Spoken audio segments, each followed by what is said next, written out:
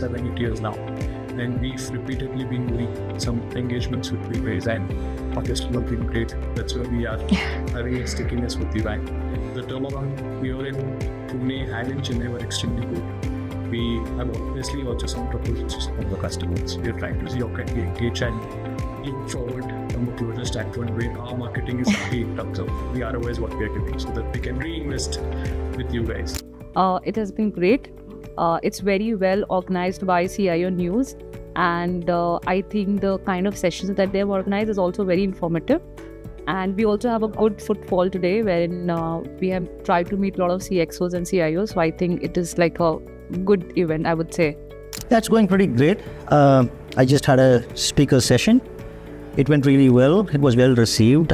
I got to meet a lot of decision makers. A lot of useful use cases and scenarios were shared with me as well. So it's going pretty good.